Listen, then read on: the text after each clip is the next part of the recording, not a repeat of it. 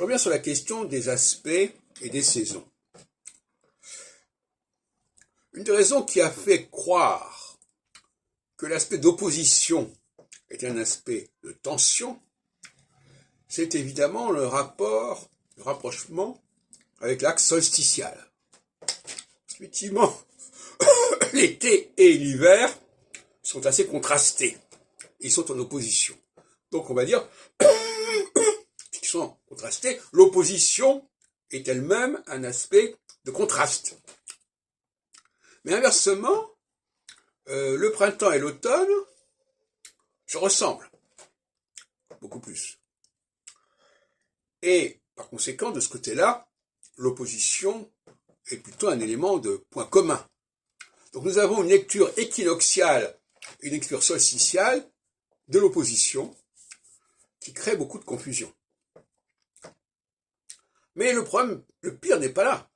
Le problème, c'est le carré. Parce que le carré, alors j'ai dit que les Allemands avaient eu tort, comme Hébertin, d'assimiler le carré à la conjonction. C'est à l'opposition qu'il fallait associer la conjonction et non pas au carré. Parce que le carré, c'est vraiment le décalage. Tout comme il y a un carré entre l'axe équinoxial et l'axe solsticial. Donc, le carré est par essence négatif.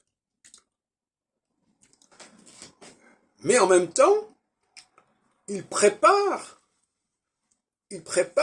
à cette cyclicité. C'est-à-dire que si on n'a pas de carré, si on ne comprend pas la notion de carré, on ne comprend pas qu'il y a des oppositions, des différences d'une période à l'autre. On ne comprend pas non plus qu'il y a des différences entre les populations, entre les gens, etc. Donc il faut comprendre ces différences, parce que la démocratie, c'est la compréhension de l'alternance. Et le carré, c'est le garant de l'alternance.